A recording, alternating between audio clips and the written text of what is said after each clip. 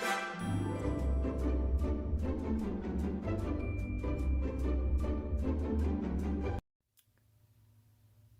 and welcome to my channel. I'm Julie with Bookshelf by Julie. 100-day challenge, day 32. We're making progress. Yeah. So, listen, don't let me forget to check that off because, yep, I will do that. I'll forget. Okay, so today, what I'm going to show you how to do, I mean, you can do this with anything, okay? Cluster tags are fun. They give you a lot of writing space and takes up not much space, right? You don't have to put a brad up there like I did. You can put string through, or some kind of ribbon or whatever you want to put through there. That's just what I do because that lets them swing. Now when I get to the point of putting it in a journal, I'll cover that over on the back so that you don't see the prongs. But until then, I'm leaving my options open to take that brad out and add something to it or whatever I want to do. But cluster tags, I don't know if other people do these, but I think they're pretty. And here's another version. I used background papers from Hometown, and this one is from My Favorite Background Papers. I just put one and then the other, then the other, then the other, like that, stacked them up like that. So I think they're pretty. I did these with dies. You can do them with just cut out tags, just making them graduated sizes, small, a little bit bigger, a little bit bigger, a little bit bigger and bigger. You can do the same thing with journal cards. Now you can put them all to the center and do it like I did that. I just thought, well, I want to do that one on the, on the corner, and you have a cluster journal card. Now, I'm not going to decorate this because when I put it in a journal, I may put pockets on each one of them on the front. I may put matte papers on. You never know what I may do because I do that kind of thing. Okay, so clustered journal cards, that gives you so much. And again, when I get it ready to go into a journal, I will cover the prongs of the brad because that's the time to do that. Until then, I have options, right? Okay, so let me show you how I did. I'll show you these dies. These ones, they're so simple and easy. Powerhouse writing spaces for sure, but they're so pretty. I think they are. I hope you guys like them. So the dies that I used, I hope I can show you without too much glare. This one has, it's a nesting die, but it's all tags, right? And this one, again, a nesting, but all tags. And you can use all different kinds of shapes or whatever. You don't have to do them this way. I like matchy-matchy. It's just the way I am. But you can use different shapes, just different everything.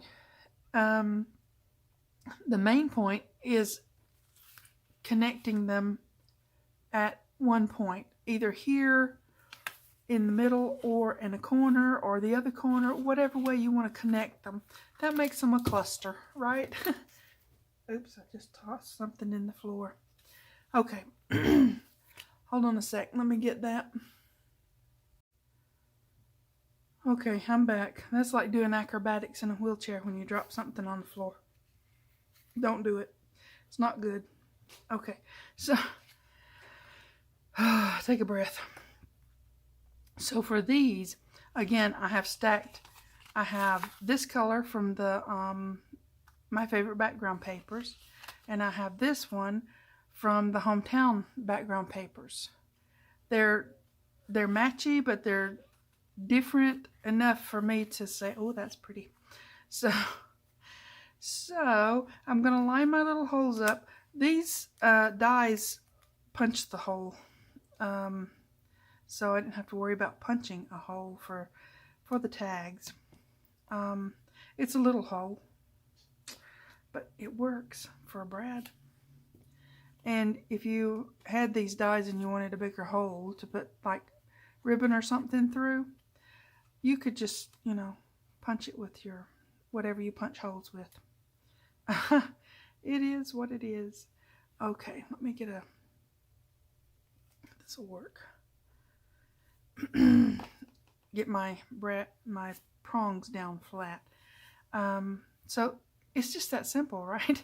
It's pretty though. It really is very pretty to do that. Okay, let's do this other one. This is just a quick video showing you how to do something pretty. Okay, I'm just gonna line my brad up with all these holes and put it in there. Then you've got, I mean, you can fix them all straight and pretty, or you can let them be askew. Askew works for this. So, yeah, there you are. I like making these. I like having them in my stash. They're just, look, these go great in journals, any journal, because they're very neutral, but they go great in a Happy Mail too, so just saying. Now, the journal cards, I just cut out, this is file folder, okay? You just stack them up. You can do it in this corner like I did the other one. You can do it in this corner. Or you can line them up towards the middle, sort of centering each one on the one before it, and poke your hole that way. And you have a cluster. I'm going to do this one in the center. Yep. Sort of just get them to where you've got like that, just the same space on all the sides, right? And I'm going to use this little bitty pokey tool, this little bitty hole punch that gets little bitty bits of everything all over the place. But let me see, I want it to be, where's my pencil? I want it to be in the middle, and when you don't have a die that cuts it out for you, then you kind of gotta do stuff like this, because if you want it to be, you know, what you want it to be, and I want it to be what I want it to be. Okay, the biggest one is 3.5, so I'm holding my card still. 3.5, and so I'm gonna punch it right, yeah, right there. I think so. Sorry, I'm hemming and hawing, but I want it to be where I want it to be.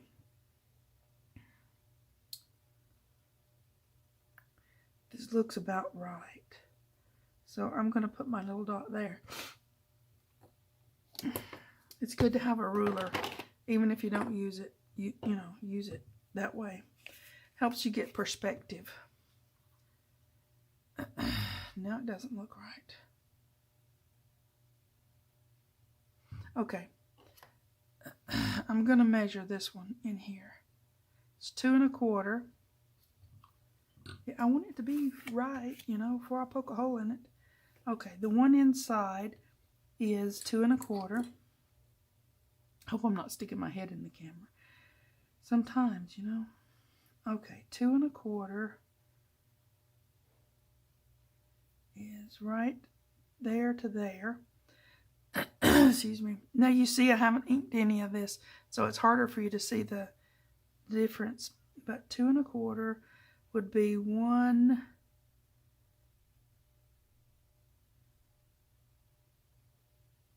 Yeah, it's actually right. Okay. I'm just being weird. Alright. We're just going to poke the hole and move on with our lives. Okay? Alright. If I can get this lined up on it. Okay. Now we got our little hole punch. It still looks off, but I'm going with it. And line that up all in there.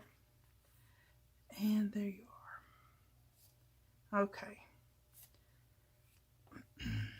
And again, when I get these ready to go into a journal, I will, you know, decorate. I'll cover the prongs. I will probably mat the papers, you know, mat papers of whatever journal or whatever I'm doing, and then just have it, you know, that way. I think it's pretty. It's unique and different, and it looks... Now, I wouldn't be able to lace all of these. I could probably lace the top one and the bottom one. Just saying. But there's that. So this is a good way to use up scraps, which I have a numerous amount of scraps that I'm working with. You can do that, and that, and that, and that, and that, and that. And none of this is really big, so yeah, scraps. It's well, like I said very recently, die cutting is my favorite way to, you know, use scraps. You can do all kinds of other die cuts to put on here, you know. It's all up to you what you want to do. But yeah, cluster tags and cluster journal cards. I think it's cute and awesome and pretty. And guys, it's so easy. Really? This is easy, okay? So, even if you don't have die cuts, you don't have to have die cut machines or anything like that. Just do different shapes in different sizes and cluster them together.